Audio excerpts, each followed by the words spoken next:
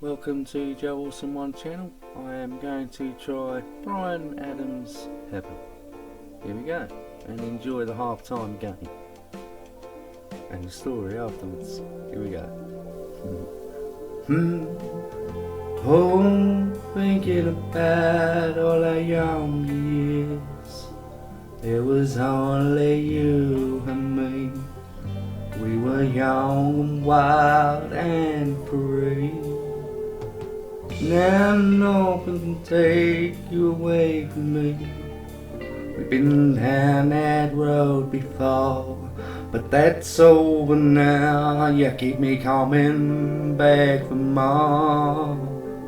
Baby, you're all that I want when you're lying here in my arms. I'm finding it hard to believe we're in heaven. And love is all that I need, and I found it there in your heart. It isn't too hard to see we're in heaven.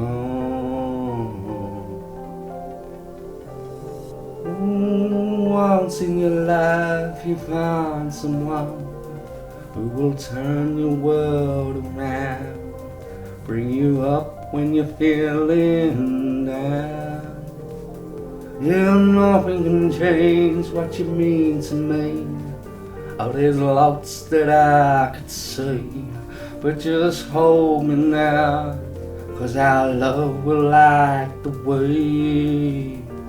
And baby, you're all that I want when you're lying here in my arms.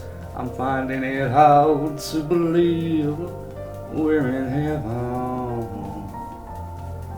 Your love is all that I need, and I found it there in your heart. It isn't too hard to see we're in heaven. I've been waiting for so long for something to arrive, for love to come along.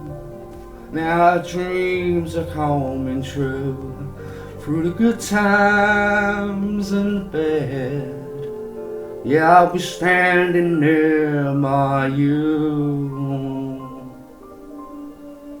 And baby, you're all that I want when you're lying in my arms. I'm finding it hard to believe we're in heaven. And love is all that I need, and I found it there in your heart. Isn't too hard to see we're in heaven. Heaven. You're all that I want, you're all that I need. You're all I want and all that I need you to do is create a smile upon someone else's face each day. Thank you. Don't spot it, spot the dot.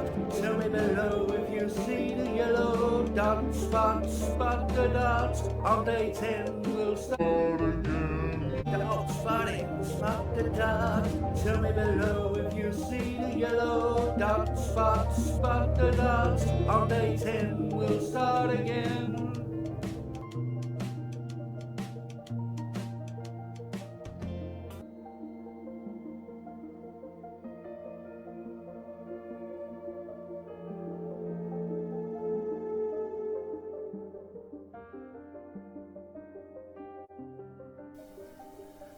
Belle walked into the village, thinking about the wonderful book she had just finished reading.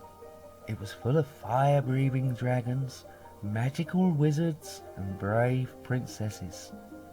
She sighed happily and turned her attention to more practical matters, whether she should get treacle or apple tart to enjoy with her father that night after dinner. All of a sudden, Belle's thoughts were interrupted by a great crashing noise. Even before he spoke a word, Belle knew who was walking behind her. She could recognize that stomp anywhere. Gaston, Belle muttered. Belle, is it true? Gaston said. Have you come out from behind a book? Bonjour, Gaston, Belle said. She was tempted to open her book again on the spot. Off to the market, eh? I shall accompany you, Gaston announced. Keeping up a steady stream of chatter about himself and his exploits, Gaston followed Belle into the shop after shop. My, Gaston, you certainly do boast well, Belle said in a flattering tone. Yes, thank you, Gaston replied, before realizing Belle was not complimenting him. His smile disappeared briefly as he opened the door to the bakery. Belle stepped inside and quickly asked for an apple tart before Gaston could begin speaking again. When the tart was in her basket, she waved to Gaston and the shopkeeper. Goodbye, she called, walking quickly towards the forest path. She sighed in relief. It seems she wanted rid of her annoying companion. Belle, wait! Gaston caught her arm. I really have no time. I really have no time to linger, Gaston, Belle replied. I must get home to make dinner. I can walk you home, Gaston said, puffing out his chest. I insist upon it. You need protection. Protection from what? These woods are my backyard, Belle laughed.